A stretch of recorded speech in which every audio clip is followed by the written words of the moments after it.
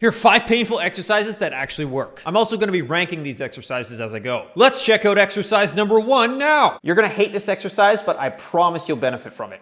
So what we're gonna do is place all of our fingers on the G string. Next, we're gonna take our first finger and alternate between the E strings. And we're gonna repeat that process 20 to 30 times. And then we're gonna repeat that process for each finger. The ring finger is where you'll struggle the most. 1, 2, 3, 4, 5, 6, 7, 8. And all of our other fingers are planted. They are not moving. And then finally pinky. 1, 2, 3, 4, 5, 6, 7, 8. And if that is too hard in this position, then you can slide up to where the frets are smaller. And if this position is too easy, you can slide down to where the frets are bigger. This exercise was made famous by Scott Tennant in his Pumping Nylon series. For some reason, most of you guys tend to love this exercise. I'm not sure whether that's because you find it effective or it reminds you of the SpongeBob theme. But out of the exercises that we're going to be looking at in this video, I'll actually rank this one at the bottom. Why, you ask? It's great for finger independence, but it's not quite as good as the anchoring exercise, which is what we'll be looking at next. It's also not musical. Well, I mean, it's probably more musical than what a lot of you guys could come up with. But yes, 5 out of 5 is my final rank. Next exercise. Anchoring. Have you ever played this?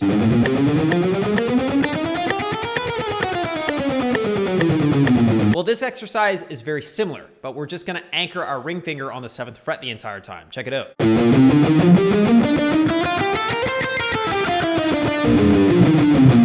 You can use other fingers as well, but I personally find the ring finger to be the hardest.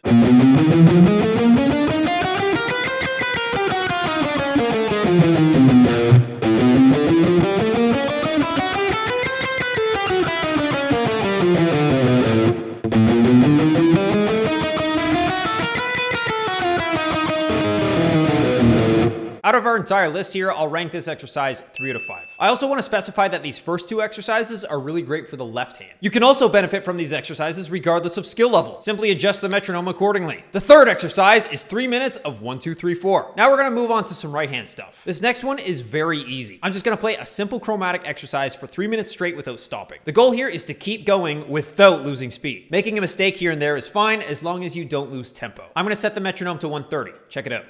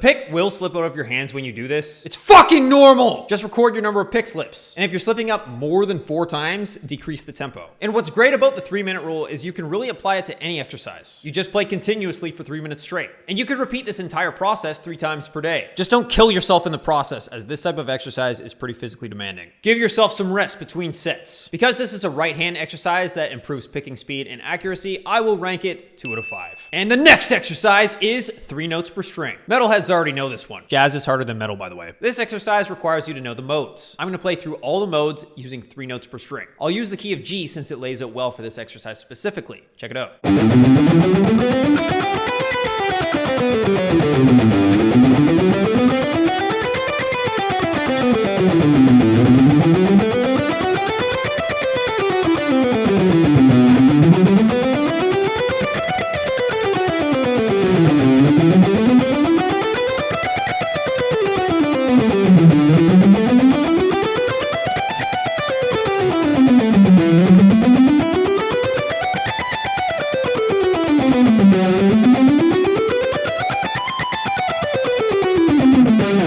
Age reveal at 1 million subs. This exercise is great for learning each key and how they lay out across the fretboard. Improves dexterity for both hands. And it's musical! So I will rank it 1 out of 5. And the last exercise is this crazy thing.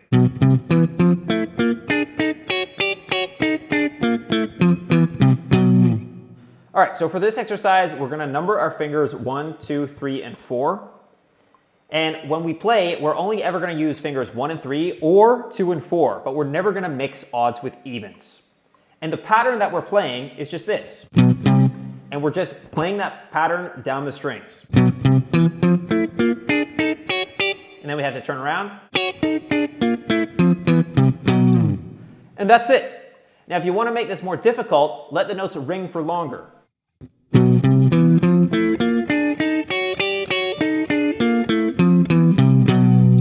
I rank this exercise 4 to 5. It's tricky, but not too musical. Which exercise was your favorite? Also, do you agree with my ranking system? Or does it piss you off? But you aren't even mad. 52-week Guitar Player is currently closed for enrollment until mid-June. We just closed on March 31st, so now is a super early time to get on the waiting list. Click this link in the description to sign up. Now just leave!